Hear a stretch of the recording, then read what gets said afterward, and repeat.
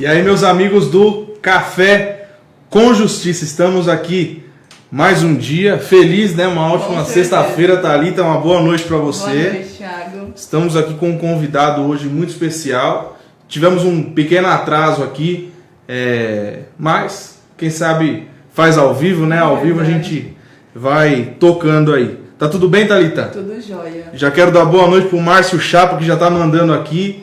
Ele tá sempre com a gente aqui. Valeu, estamos juntos, tá cobrando a caneca. Nossa do Café com Justiça, eu preciso Senhora! mandar pra ele. Se cada vez que ele cobrasse valesse uma caneca, você já pensou? Ia ser uma caixa de caneca pra ele. Ô Márcio, a Thalita que vai entregar pra você aí.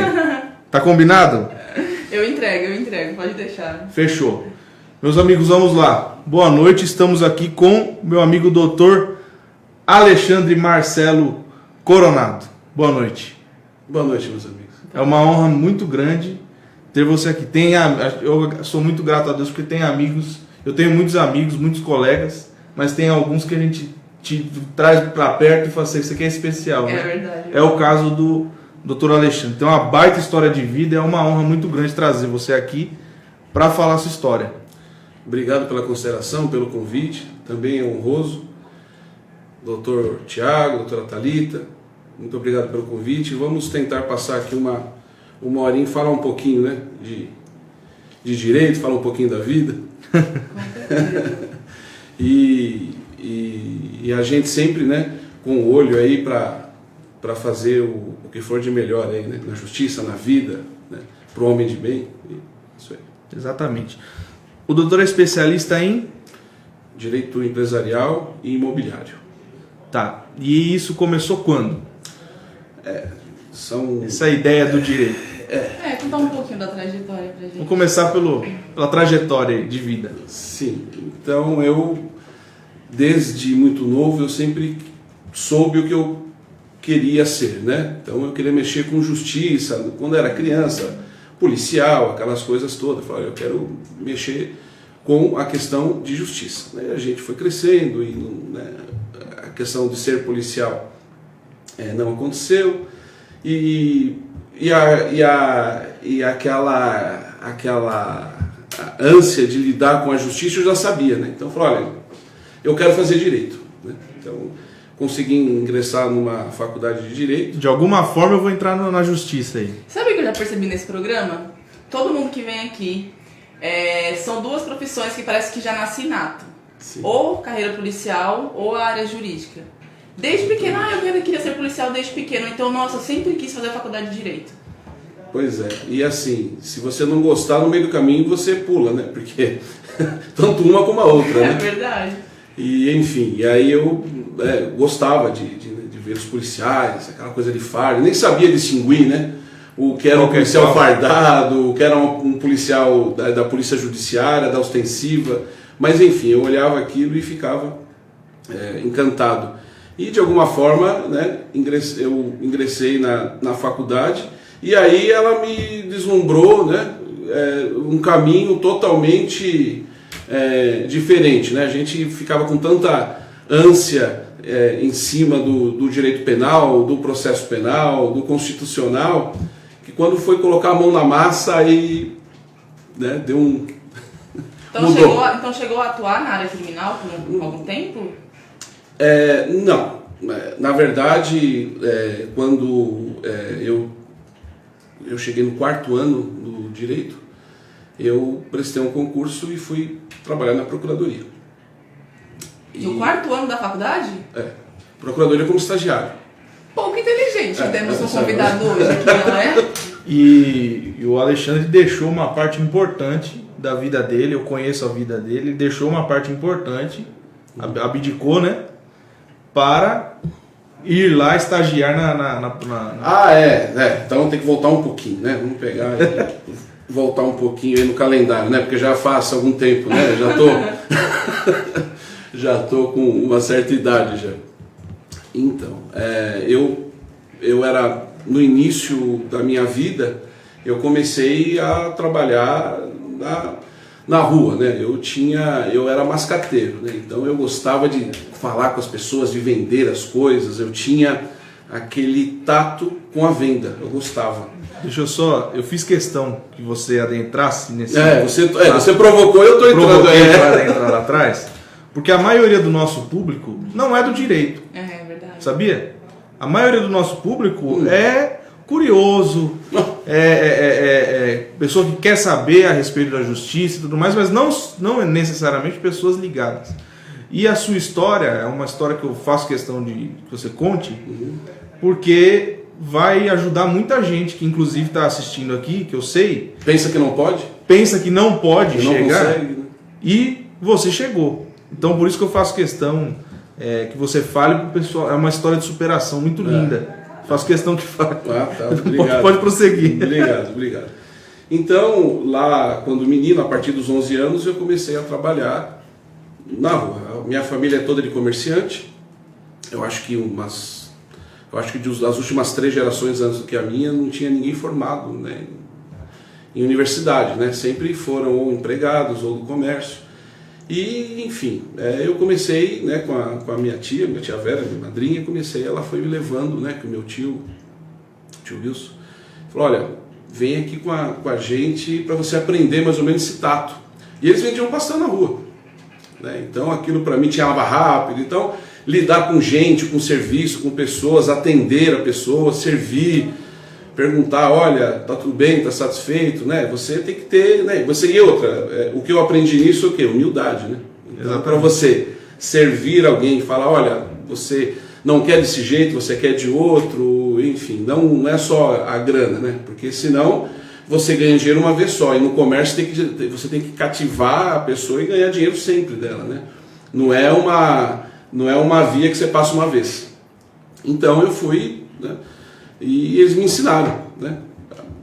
Vende pastel e vai na feira, e enfim, começou assim minha vida, né? Como um mascateiro, um marreteiro, cada um chama de um jeito, né? E aí quando eu alcancei uns 12 anos para ter 13, né? Aí eu falei para o meu pai, né? Falei, pai, eu preciso, né? Eu quero fazer eu quero fazer o que a minha tia faz, né? Eu quero ganhar dinheiro e eu quero trabalhar com o público. E ele comprou os aparelhagens lá, e meu pai, metalúrgico, trabalhava numa empresa na época, e minha mãe me levava. Ia lá numa feira de automóvel e vendia as coisas, às vezes dava certo, às vezes não dava. A primeira dia foi uma loucura, ninguém sabia ligar lá o fogareiro, o bujão de gás vazou o gás, enfim, foi uma loucura, né? E minha mãe lá do meu lado, e eu com essa tenridade, mas aquela questão, né? E corpo, né? Eu sempre tive, né? Aos 13 anos eu tinha mais ou menos esse corpo já, acho que eu dei uma estilingada aí, né? Sempre fui forte, né? Então eu, né, para trabalhar aí, com aquela questão de preciso batalhar e ganhar o dinheiro, né? Não que meus pais me forçaram, não, viu? Não é falar, você precisa trabalhar, pagar conta, não. Isso é uma coisa que eu tinha, né? Eu queria comprar minhas coisas, né? Então eu tinha sempre... Isso eu acho que roubou um pouco da minha juventude, tá? Eu fiz muito menos peraltices do que eu deveria fazer, porque, né, você tem que trabalhar, né? E eu encarava aquilo... Criou responsabilidade muito cedo, né? Trabalhava 10, 11, 12 horas por dia. E... Isso com quantos anos? 13. 12 para ter, 13. Nossa, que novo. Aí comecei e deu certo. Aí eu comecei a trabalhar na noite, que eu gosto da noite, eu sou uma pessoa extremamente noturna. O dia para mim, levantar cedo, olha, eu não sou vagabundo, mas eu nunca acordei cedo na minha vida. Então, mas também vai até tarde. Mas também vou até tarde, né? Então, quer dizer, não é que... É um estilo de vida, sei lá, é uma opção da pessoa, e se eu acordar cedo, acabou comigo, né? Dá 4 horas da tarde, acaba a minha paciência, enfim. Sempre à noite. Enfim. Aí eu comecei, né, a trabalhar à noite, passou a dar certo. Aí com 15 anos de idade eu já tinha um carro de passeio, já tinha... Com 15 anos? Com 15 anos eu tinha 2 carros. Um carro de passeio, porque eu era tinhoso, né? Lá atrás também, né? 2 carros, com 15 anos. Não quero revelar a idade, mas lá atrás. E aí eu sempre trabalhando, conquistando, e o comércio me rendeu muito. Eu aprendi muito, né? Toda a questão de conversar, se desinibir, chegar nas pessoas, tentar oferecer E mal sabia eu que eu seria advogado, e advogado ele vende o seu serviço, né? Então você tem que saber vender o seu trabalho, e eu vou dizer, a época de marreteiro me ajudou muito, me deu base, viu? Mas enfim, aí a coisa foi andando, né? Entrei, né? Na faculdade, aí acho que agora a gente pode voltar, sim. né? Vamos pular mais aí uns 8 anos, aí, 6, 7, 8 anos. Entrei na faculdade, e eu prestei, né, um concurso ali para ir na procuradoria e advogar para os pobres. Por quê? Meu pai é metalúrgico, minha mãe do lar. Eu sempre tive uma vida muito simples. Quem ia me ensinar a advogar? Né? E aí a primeira ideia que eu tive foi, olha, abriu lá, eu estava passando um dia lá na faculdade, no mural, né, isso no 3º ano, ele, olha, vai ter vai abrir vaga aí para você trabalhar. Mas o que isso faz? Olha, você vai ter que trabalhar aqui por muito pouco, entendeu? Só que você vai aprender. Tá bom, né? Aí eu cheguei em casa e contei a notícia, né? Falei, olha, eu vou ter que me afastar um pouco. Aí meu pai, na cabeça do meu pai, falou, esse cara vai se formar em Direito e ele vai continuar no comércio aqui, porque ele arruma cliente, ele vai decolar, e eu já tinha uma fabriqueta lá de massa, tinha a questão lá de, né, quiosque na praia, eu já tinha dado uma evoluída. Aí ele falou, esse cara não vai fazer isso, né? Aí foi quando eu cheguei em casa. Ele vai deixar tudo, larguei. Para fazer estágio e ganhar? Meio salário mínimo por mês. Na época era muito pouco. Não, ou se fosse hoje R$500, né? Sem condição. Aí eu falei, e agora? E esse dinheiro não enchia o tanque de combustível do meu carro, que eu tinha na época. Falei, poxa vida, eu vendi o carro para me manter. Aí eu vendi o carro para me manter e fui. Mas maluco, você não consegue, você está ganhando dinheiro, você está aqui numa carreira comercial já, continua, né? Você vai crescer e tal, aquela coisa toda. Eu falei, não, mas eu não estudei, né? Não desmerecendo, eu não estudei para ser comerciante, eu estudei para ser advogado, para ser juiz, promotor, sei lá, eu nem sabia o que eu queria ser. Na minha cabecinha policial, quem sabe. E aí eu fui entender, né? Policial para mim era praticamente impossível, eu não conseguia vamos dizer, por restrições físicas até, né? Eu não conseguiria ser. Mas depois que eu fui entender isso, enfim. Aí, então, ótimo. Juiz, promotor, delegado, ou sei lá, o que o vale, que mexe com a administração da justiça. Aí eu entrei nesse lugar aí, que era o CAGE, o Centro de Atendimento Jurídico, e realmente atendia as pessoas pobres ali da Zona Norte, que era onde eu ficava. E eu vou dizer, era difícil, porque a fila começava cedo, aí eu tinha que chegar cedo. Olha só, eu acordei cedo nessa época. CAGE era o centro. Para ir pro centro de atendimento. Centro de atendimento jurídico. Que tinha vínculo com a procuradoria. E aí a gente atendia as pessoas que não tinham condições, né? Aí eu falei, me põe no crime, né? Me põe no crime porque agora é que eu vou me espalhar aqui. E ninguém me junta. Mas enfim, eu fui pro crime e não gostei. Não tinha solução, porque sempre eram crimes bárbaros, né? Cheguei a visitar algumas vezes o Carandiru, na época do Carandiru ainda. Visitava o Carandiru, mas aí você entrevistava lá os presos, tal, como que vai fazer, e o advogado, o chefe lá, olha, mas não dava certo, né? O cara, ou o cara não tinha condição, né? Não tinha mesmo, estava preso, o crime, muita coisa deixou passar, não tinha uma perícia. Aí eu percebi que o trabalho ali era em vão, e você só estava lá para cumprir uma tabela. Eu falei, não é legal isso aqui. E eu voltei e falei, me põe no cível. Aí foi, né? De cada 10 casos, 9 era família, né? Então você imagina o quanto que eu já ouvi de conversa, de direito de família, e eu fiz muito, né? Isso foi por 2 anos, né? E nós temos fotos aí desse momento para comentar, inclusive. Olha, quantos anos faz essa foto aí? Tem um tempo, hein? Essa foto 97, né? 97? Não, eu acho que está no jornal. 97 ou 98, não passa disso não. A outra foto já é do jornal 98. Ela. Isso mesmo. Você foi destaque por... Aí nesta época, eu fazia aquela historinha ainda, né? O tal do, né, ganha pouco e vai trabalhar de graça praticamente, né?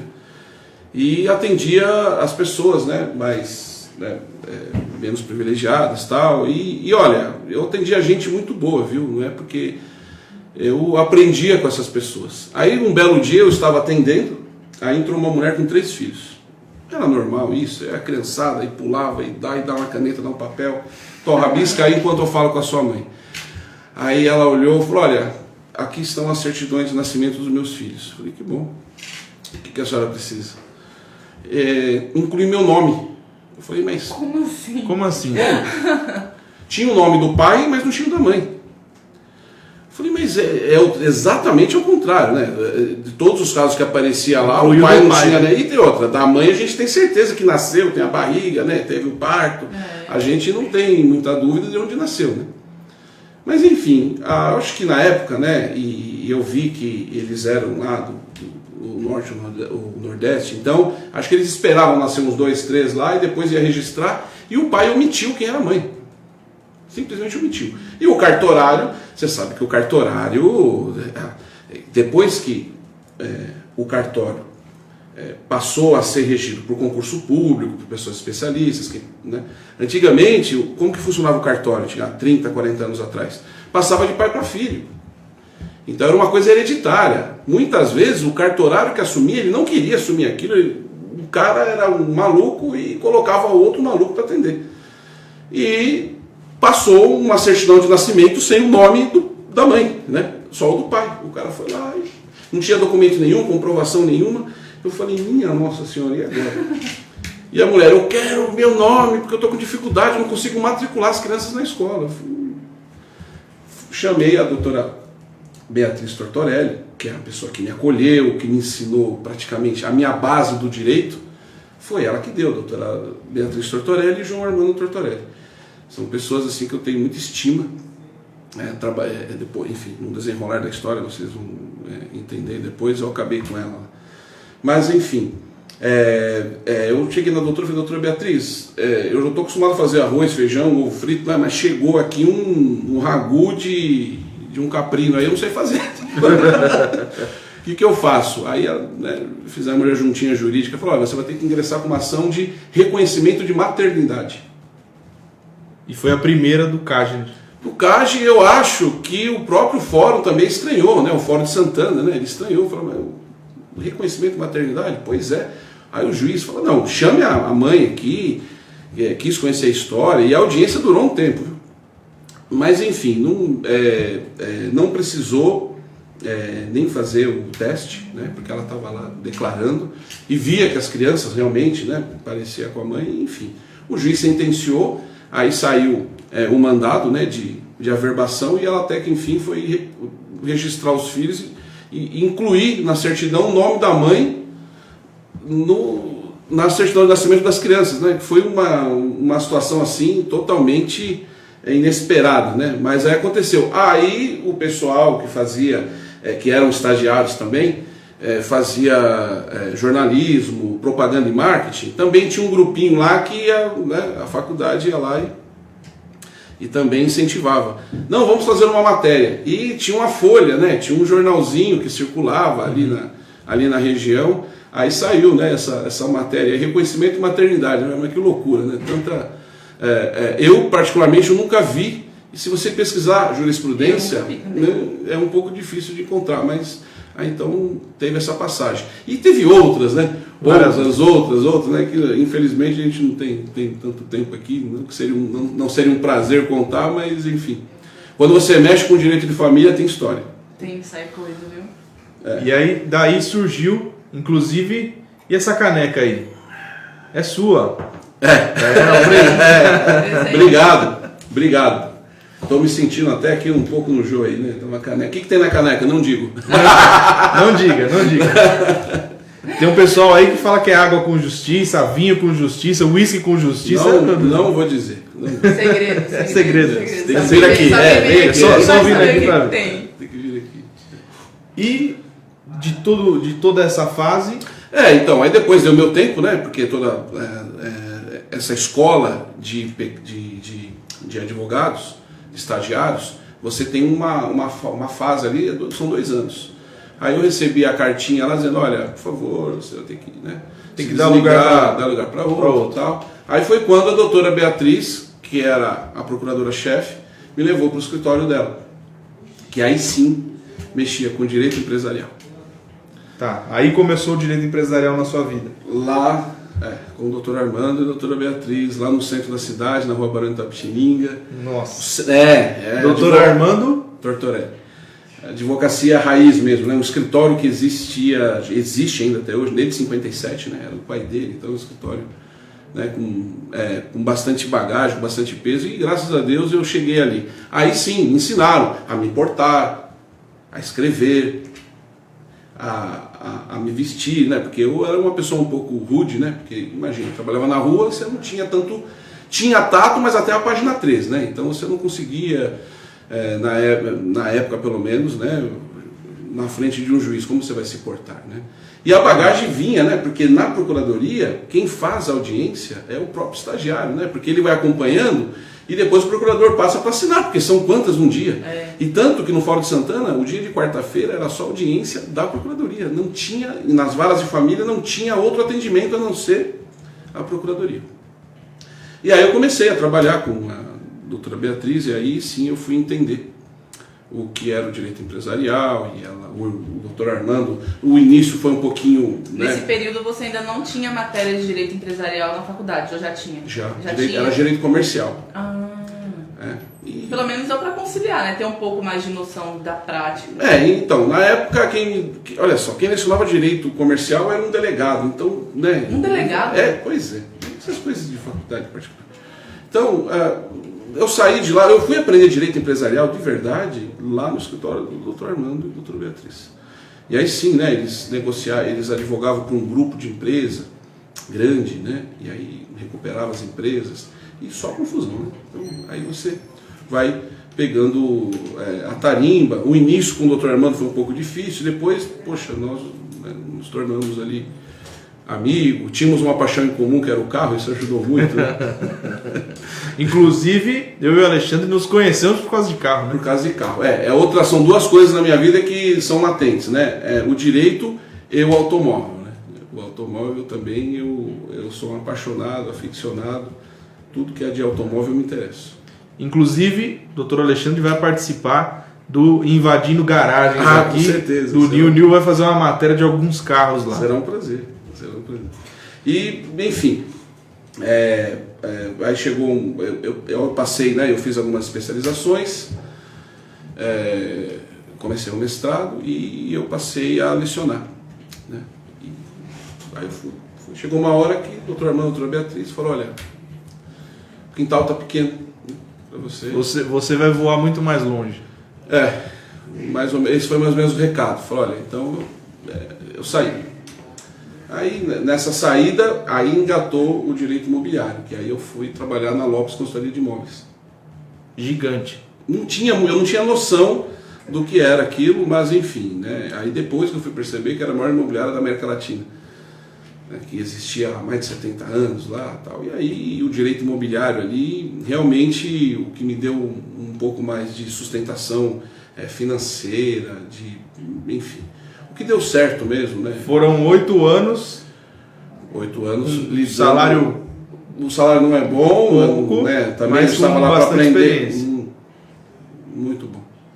E o ramo imobiliário ele é rico. Eu adoro o ramo imobiliário, ele é rico. Não se fala de crise. Nem na crise tem crise. Nem na crise tem. O direito imobiliário, e na época, né, eu entrei numa época muito boa, que foi 2004. E 2004, né, tinham acabado de sancionar uma lei, que é a 10931, né, que falava do patrimônio de afetação, falava dos descontos de impostos para construtores e aquela coisa toda, né, e já tínhamos uma lei de alienação fiduciária, não para móvel, mas sim para imóveis, né, e isso, a retomada ficou muito mais simples, e isso fez com que desse uma garantia para os incorporadores, falou, vende fiado, porque se der errado eu retomo. Tá. E então, aí começaram, né, esses lançamentos malucos, e faziam festa, fazem até hoje, né, festa, para lançar de um lançamento. prédio. E eu entrei bem no início dessa nova fase do ramo imobiliário aqui no Brasil. E a Lopes me ensinou tudo que eu sei de direito imobiliário. Saí da Lopes, continuo com o direito imobiliário e, enfim, tenho amigos lá até hoje. Quando saiu da Lopes, aí veio a ideia de montar o próprio escritório. Um pouquinho antes, né? Quando eu percebi que realmente eu teria que... Falar, agora acabou, né? Eu não quero mais trabalhar de empregado, eu já paguei a minha promessa aí, eu preciso agora abrir o escritório, né? Foi quando eu, né, abri o escritório e comecei, desde da Lopes, a angariar clientes. Para quê? Para que eu pudesse sair da Lopes também, mas aí sim com uma carreira. Aí foi quando eu parei de lecionar também para me dedicar ao escritório, porque as aulas elas pegam muito o seu tempo, né? E vicia, né? Porque são rentáveis, te tira do mercado, só que acaba um pouquinho lá com a saúde, né? Ainda mais comigo, né? Por causa do joelho, a voz some. É verdade. Enfim. E aí eu falei, ó, deixa eu dar um tempo agora um pouco, né? Eu dei uma sustentada lá financeiramente, falei, agora deixa eu me dedicar ao escritório. E aí de 2008 para cá foi dedicação total ao escritório. E enfim, aí eu fiquei na Paulista, primeiro eu fiquei na Lorena, depois eu fui para Paulista, aí depois eu me mudei para Alphaville, aí eu trouxe o escritório. E hoje o escritório, ele... O que mais se faz ali é administração de imóveis também, né? Além do tudo que é imóvel. Eu sempre digo, olha, eu matei alguém, eu me escondo junto com a pessoa, né? Porque eu falo, olha, eu também não sei muito, né, o que fazer, o direito penal, apesar de eu gostar muito, mas o que eu estou querendo dizer é o seguinte, a especialidade. Tá?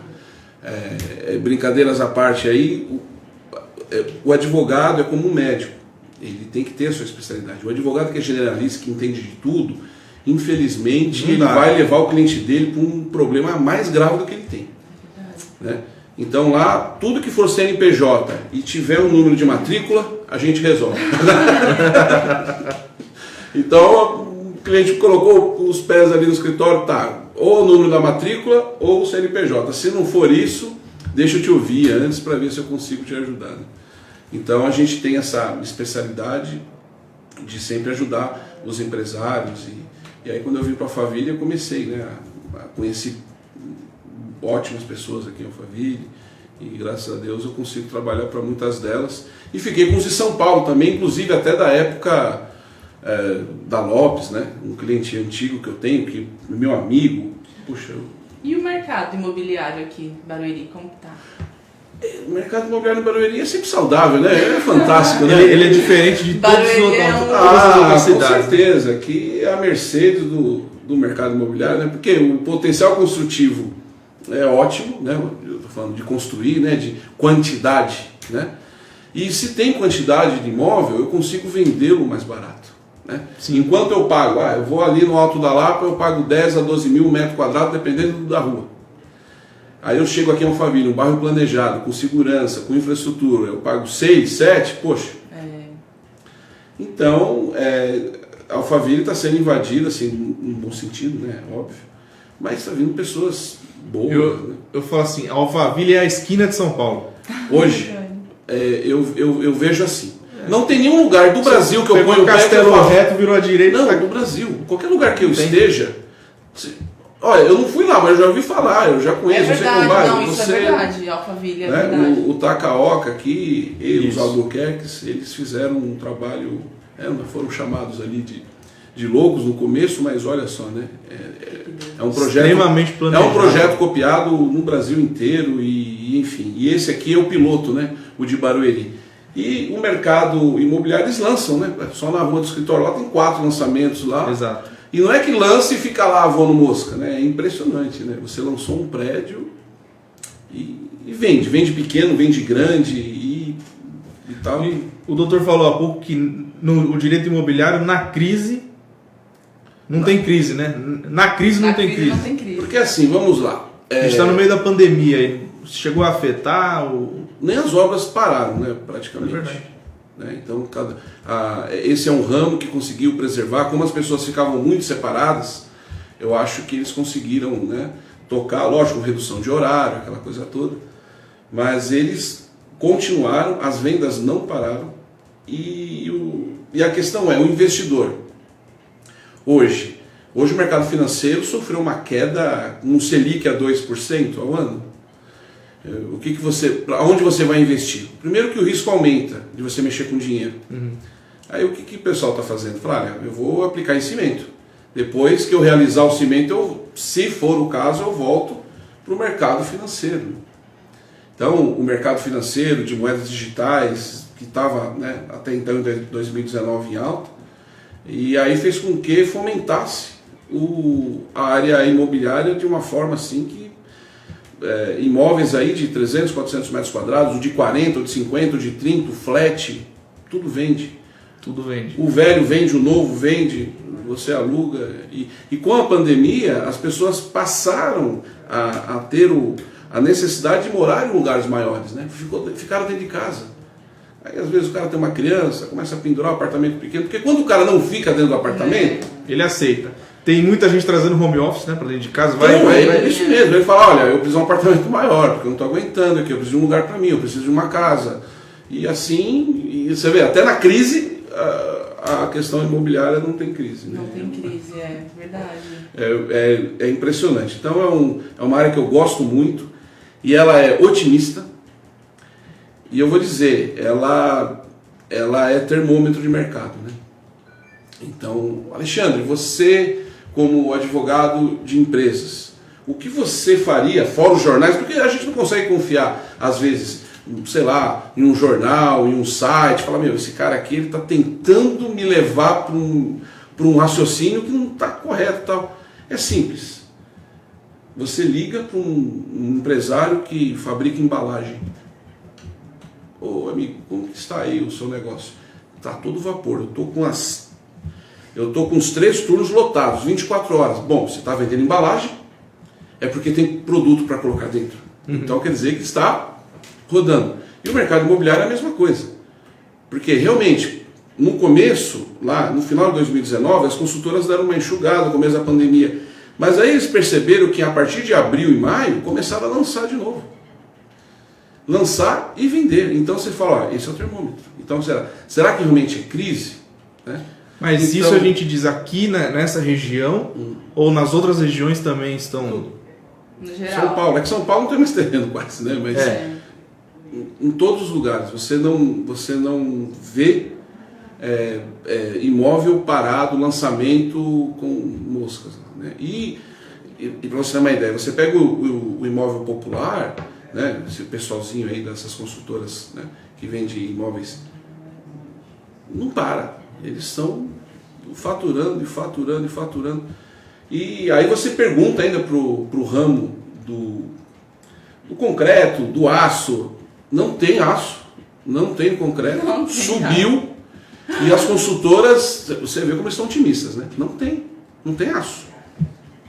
Chegou lá aí um navio, né? Um empresário, um amigo que mexe com metalurgia, que eu advogo para ele mandou uma foto para mim, né?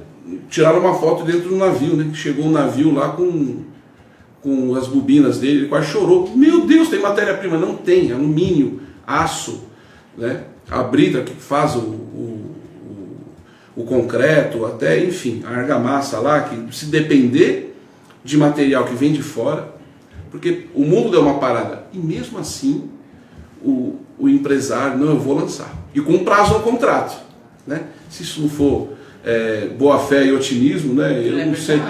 Enfim, eles fazem isso há anos, né? E mesmo com todos os impostos que você tem, né? Taxas, tributos, enfim. Então, com essa lei... São altos. Né? São altos, mas enfim, tudo é repassado para o consumidor. A verdade é uma só, né? Então o consumidor final, ele realmente fica com essa carga. Mas o lucro, o que você está querendo dizer é que o lucro da área da construção civil, ele também baixa, né? Que fica lá nos seus 18%, 20% e tal, mas o cara podia ter mais lucro, né? Ele podia empregar mais gente, né? Mas isso não acontece até por conta da carga tributária. E depois o próprio consumidor, né? O próprio consumidor que também enfrenta impostos, né, terríveis aí para poder ter o imóvel no nome, para poder acabar o imóvel, enfim. A área imobiliária é uma rosca sem fim, né? Ela não tem fim, né? Então, quer dizer, todo mundo ganha, desde o rapaz que carpinou o terreno para vender, o corretor, o terrenista, o pedreiro, o cara que vai instalar o vidro e depois até a secretária do lar que vai lá ajudar a cuidar da casa. Você vê que não para. Para o brasileiro, a questão do imóvel, do lar, é assim, primordial. Eu tenho um amigo que ele é terrenista de alguns empreendimentos aqui em Alphaville. Isso é beleza. E ele me comentou algo assim, até onde eu moro, no prédio onde eu moro, ele é o terrenista, e ele me disse assim: Thiago, eu comprei o terreno desse prédio há anos e anos atrás. A história é sempre essa. Sempre essa. Ele tem que fermentar. Anos e anos e anos atrás. Ele falou assim: eu paguei 600 mil reais nesse terreno. Ele falou assim: como que funciona o contrato com o terrenista? Funciona assim. Eu tenho um terreno. Não, existem várias formas de contrato, mas o mais comum que a gente vivia fazendo.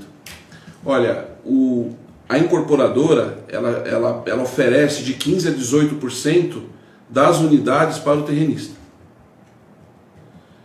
Tá. E como que eu vou escolher essas unidades? E até isso lá na Lopes a gente aprende, né? Olha, sempre ficava briga. Não, eu só quero andar alto. O outro, não, eu quero baixo. Não, você vai me deixar com os baixos, ficar com os altos? E é uma confusão eterna isso, né? Para sair um negócio de terreno com a construtora, porque é o seguinte, é o terrenista com os advogados dele e a construtora querendo fazer o melhor negócio, né? A judeusada não dá moleza e quer fazer o melhor negócio. E fica, então, que a gente fala, então vamos fazer uma escolha, né, no aspiral, né? Então, você tem 18%, 18% de 100 unidades são 18 unidades, então a gente vai rodar o prédio. E você vai ficar com uma unidade ou duas por andar até chegar.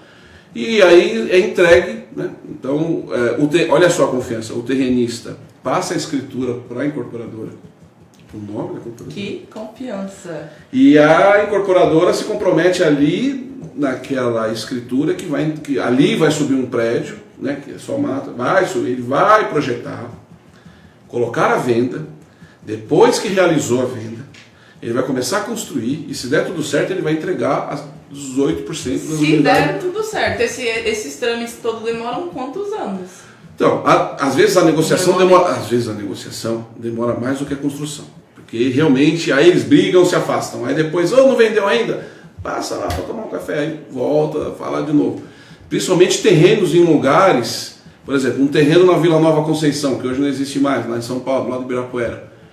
Se vagar uma mansão, o cara fala, pode quebrar e tem condição de construir, é disputado a tapa. Né? Então, e a negociação ela é realmente, né, pesada. Graças a Deus isso não acontece aqui. Não. Ao contrário, Alphaville, a nossa região Tamboré, tem muito terreno. Né? Tem muito terreno ainda. Isso aqui ainda, por isso que ainda é barato você comprar uma. Esse amigo lá atrás pagou 600 mil reais acaba concluindo. No terreno. Ele disse que quando no acordo com a incorporadora, o terreno dele foi avaliado em 16 milhões. Caramba! É absurdo. Nossa, ele deve ter virado na cama pelo menos uma semana, né? Loteamento, tá bem, graças a Deus. Loteamento, né, vamos falar, vamos ir para uma outra área. Eu já ouvi história de que o dono da terra que fez o loteamento trocou por animal. Não, eu dei 10 vacas nesse terreno.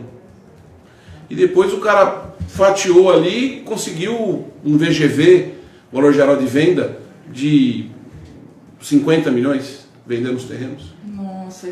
E o cara trocou por 10 vacas, né? Então aquelas 10 vacas se tornaram 50 milhões. Salvou a vida do cara, deu uma dinastia lá para a família dele, outra dinastia. Então o ramo imobiliário essa história de 600 mil para 16 milhões, eu acredito piamente nisso. Piamente. E ainda mais aqui. Em Alphaville ainda que cresceu. Lá na década de 80, que, o que vai lá, não tem infraestrutura, o terreno aqui custava. Né, eu ouço conversas do condomínio onde eu moro, que o terreno lá custava um carro. Carro, não, carro. Ah, eu vendi um Corolla e paguei lá, eu comprei um terreno, sei lá, vendi um... Na época, o Monza, eu vendi um Monza e comprei um terreno, né? Aquele que ainda você ele mandou umas fotos que vamos conversar sobre isso. Eu fecho. E hoje você vai comprar um terreno lá, 600 mil, 700 mil, como? E lá na época, por quê? Tinha muito. E o que regula esse preço? A procura. Como tudo na vida, né? Aqui na área comercial. A procura está maior que a oferta, não tem jeito, né? O preço sobe. E a área empresarial aí nesse meio da pandemia, como que ficou? Olha, isso vai depender muito... Sentiu algum impacto? Em alguns ramos só. Por exemplo, os ramos que faltaram matéria-prima, infelizmente, principalmente o grande, tá? Eu sempre digo, numa crise, quem sofre parece que não, né? Mas a empresa muito grande, ela é muito mais frágil do que a média, até do que uma startup. Apesar de ela ter crédito, só que é o seguinte, se ele fizer uma manobra errada, nesse momento, quebra. Porque se o cara tá com uma lanchinha ali de 30, 40 pés, eu vou fazer uma curva, aí o cara vai no canal, volta, deu errado, vou voltar rapidamente. O cara vem com um transatlântico, ele não consegue fazer uma curvinha em qualquer pedaço de braço de mar, né? Então ele realmente, se ele errar, ele vai enroscar o casco, ele vai bater e vai quebrar, né? Então mas assim, o que eu tenho para te dizer é serviços e alimento. Eu tenho amigos de donos de rede de supermercado, nunca ganharam tanto dinheiro da história da empresa. Esses grandes atacadistas, né? Eu conheço pessoalmente, sento com ele semanalmente em confraria, ele fala: Alexandre, o consumo aumentou assim de forma absurda. Absurda.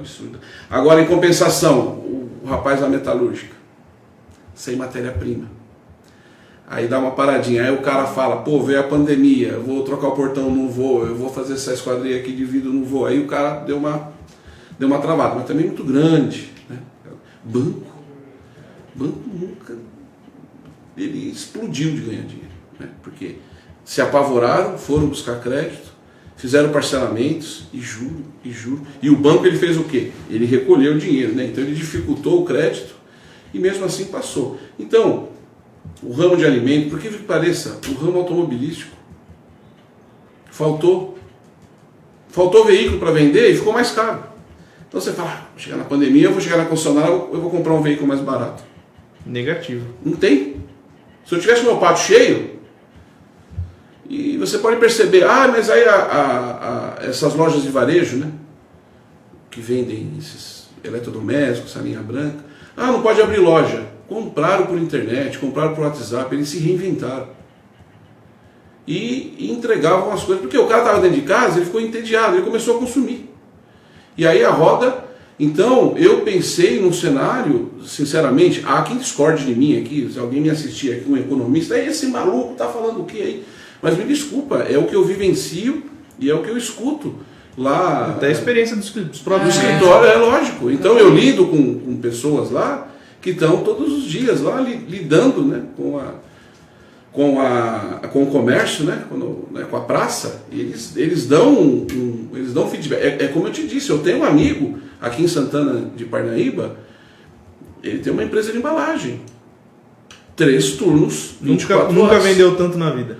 E ele vai vender embalagem para fazer o quê? Para o cara empilhar lá na... Não. Para colocar produto dentro. E não é produto alimentício, ele vende embalagem para qualquer... para vidro, para sapato, para, enfim, peça automobilística e aí por diante. Então essa é a visão que eu tenho. Tá ruim, vem lá aquela emissora, 14 milhões de desempregados. Desempregados já desalentado? Desalentado. Desalentado. É uma... E porque já tinha muito desempregado também, né? Eu nunca vi. Desde que eu nasci, o país nunca saiu da crise, desde que eu nasci tem desempregado pra caramba.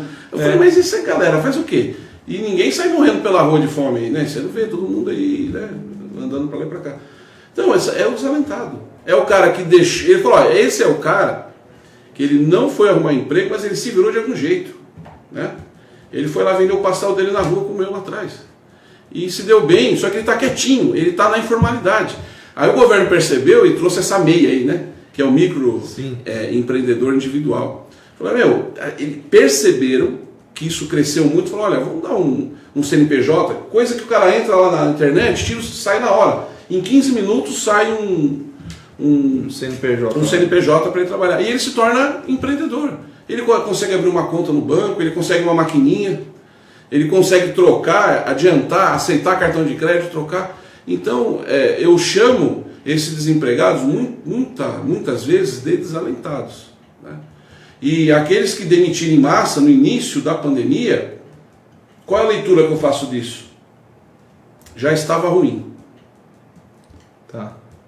Aquilo foi só... Tá aqui, ó. Veio uma gota d'água. Foi a desculpa que precisava. Não, ele já veio desde aqui, ó. Então, quer dizer, uma empresa... É aquilo que eu te disse. Uma empresa grande, tem planejamento, ele fez alguma coisa errada, não tem volta. Ele foi fazer a manobra, fez a manobra errada, quebrou o casco do navio e começou a encher d'água. Aí transbordou, né? Então, a metáfora que eu uso o cara já vinha, o cara já estava doente, né? É isso mesmo. Thalita, eu falei pra você que hoje ia ser uma aula de direito e uma aula de história de vida. História de vida, é isso Obrigado, mesmo. Obrigado. É como minha mãe fala pra mim, você é igual a história do Raul Seixas, né? Nasceu há 10 mil anos atrás. Né? Porque, fez muita coisa. desde os 11, né? Hoje eu tenho 45 anos, né? Então eu trabalho há 34 anos. Não, tem gente que trabalha, já trabalhou muito mais, né? Enfim. É que as pessoas que nasceram lá na década de 70, eles tinham a possibilidade, era comum você procurar o trabalho muito cedo, né? É o office boy, é o empacotador de mercado, é o cara que pegava o carrinho no rolimã, ia lá na ponta da feira para falar, tá pesada a sacola, o cara colocava dentro do carrinho dele, sabia? Aquilo ali, para um moleque, gerava. Hoje não. Hoje, se você coloca o menino para empacotar um negócio no mercado, para ir na rua vender alguma coisa, se já passar um promotor, exploração infantil. É verdade. Estou falando que é errado, pelo amor de Deus. Mas mudou a regra, mudou a lei, e agora, a partir dos 18, a partir dos 16, você é um aprendiz e tem que estudar, né? Então, a verdade é uma só. E, enfim, eu estudei também, sempre em colégio público, né? Estudei. Mas assim, se tivesse mais estrutura, quem sabe, ou não, né? Se eu tivesse, acho que tanta estrutura, capaz que... Né? Mas eu acho que é muito pela pessoa também. Vai muito da pessoa também, do esforço que ela faz. Você é um guerreiro. Obrigado. Quem conhece sua história, sabe que aqui você não contou 10%. Ah, não, né? São 34 anos, né? Na rua, e eu gosto de rua, hein? Nossa, eu acordo, todo mundo fala, Alexandre, você não tem... Eu sempre faço alguma coisa, eu não fico em casa. Ponto. Sábado, eu acordei, fico lá, mexo um pouquinho com a minha filha lá, viro aqui, vou ali, já eu pego o carro e vou conversar com inventa alguma coisa com o carro. Vou na oficina, eu tenho que ir lá na oficina, lá, dar uma olhada, ver o que está acontecendo lá com as minhas tranqueiras. Aí no domingo tem encontro de carro, no domingo, estou fazendo alguma coisa, eu não fico em casa. Isso aborrece muito, né? Porque é um cara maluco, né? Ele não para, né? Ele não tem... Aí, sabe, você vai almoçar? Tô. 4 horas da tarde você vai almoçar? Eu vou fazer o quê? Conversa com um, para com outro. Toda conversa que eu tenho com o Alexandre, ela não dura menos que 2 horas. É verdade. Posso falar? A gente vai terminar o programa e eu vou ficar com essa sensação de que, sabe, não teve fim.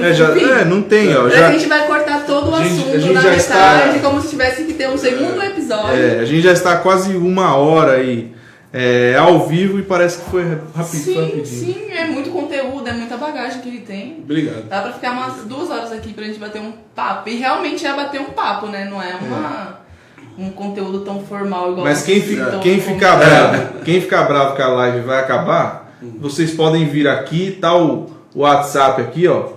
Aqui, em algum lugar tá o WhatsApp aqui embaixo. Você pode reclamar com a produção aqui, que eles que não deixam a gente ir pra frente. É verdade. Meu amigo, Regra é regra. Regra é regra. Thalita, as considerações finais aí. As minhas considerações finais, vou repetir o que eu acabei de falar aqui. A gente vai terminar o programa com a sensação de não ter tido um ponto final na conversa. Sabe, assim, é muito conteúdo, a sua bagagem é muito bacana, a sua visão de mercado. A gente vai fazer uma segunda rodada. Sim, de empreendedorismo, assim, é fascinante. Pelo menos eu gosto bastante, são coisas que me inspiram. Então, pra mim, ficaria aqui mais 1 hora tranquilamente. Obrigado. Obrigada por ter vindo. Pela simpatia de vocês, consideração. E é isso, né? Se precisar falar mais um pouquinho, assunto sempre tem, né? Tagarela eu sou. Acho que é modo advogado, né? Modo advogado. Fala demais, né? Como diz, não me espalha não, deixa eu me espalhar que ninguém me junta, né? Dá um microfone lá pra mim lá, ninguém solta. É verdade. Imagina sustentação oral, 15 minutos. 15? Só 15? Não, chega o desembargador, doutor, você entendeu, né? São 15 minutos, ou seja, não se alongue, senão você vai se prejudicar, seja objetivo. Mas... Aí toca a buzina lá no tribunal, lá, olha, já deu os 15, sempre passa. Isso é mal do advogado, né? Mas imagina fazer sustentação oral onde você já fez. Eu já fui em todo canto, né? TJ, STJ. Foi muito É bom. mais difícil ainda, né? É um nervosismo, tá? Principalmente quando chega em Brasília lá, a coisa não é fácil, não. Dá uma tremida, né? A toga, porque são ministros, né? Sim. Então, e a causa, né, chama um pouco a responsabilidade, mas enfim, deu pra passar. A primeira é horrível, né? Você sai da ânsia, né? Você fala, onde que é o banheiro? Mas assim, a gente vai criando, né? Acho que eu particularmente devo ter uns 3 estômagos, né? A gente vai remoendo. Mas o nervosismo ele é peculiar, porque o próprio ambiente é sóbrio, né? Seja no próprio TJ, né? Às vezes são pessoas bacanas ali, brincalhonas e tal, mas ele tá ali e aquela tem um peso. Sim, né? sim, isso é verdade. E assim, o seu oponente do seu lado, né? Então, mesma coisa um júri, você imagina. Eu nunca fiz um júri, nem imagino como que seja essa emoção. E tem outra, no júri são 2 horas mais meia, né? Então tem que respeitar o advogado, fala 2 horas em cima de uma fala de promotor e depois mais uma tréplica, não é para qualquer um. Não é fácil. É verdade. É verdade. Bom, nosso programa está chegando ao fim. Nós vamos fazer uma segunda rodada depois. Topa ano que vem? Sem dúvida. Foi muito bom. O próximo programa que vocês vão ver aqui, o Dr. Alexandre aqui na TV Barueri, provavelmente vai ser falando de um assunto que ele gosta mais do que direito: carro. Aí ele precisa de 2 horas. O Nil já falou que vai fazer uma matéria lá com você e eu vou fazer questão de estar junto também. Alexandre, você é um grande irmão, querido, tá no meu coração. Muito obrigado por ter vindo aqui, Deus abençoe. Eu sabia que era uma aula para muita gente aqui, muita gente ia gostar também. Essa entrevista ela vai ficar disponível no nosso canal do YouTube. Se você não é inscrito, vai lá, se inscreve, curta e compartilha. Valeu, um forte abraço. Até semana que vem, sexta, às 8 horas. É isso aí. Certo? Certo. Tchau, até mais. Tchau, até tchau. semana que vem. E aí? Não, eu falei que A gente tá mais de 1 hora. Tá, né? O que você achou? foi ótimo. Obrigado, viu? Obrigado. Foi maravilhoso. Contar um pouquinho de história, às vezes fala demais, né? E aí você começa a se censurar, né? Porque quem vai assistir isso, né? Aí você começa a falar de promotoria, fala os mas é verdade, tem que ter esse papo. aí eu dava uma brecada assim, eu corrigia. Hoje o menino não pode empacotar no mercado, o promotor, mas tá certo, né? Tem que estudar. Eu vi. Tá certo.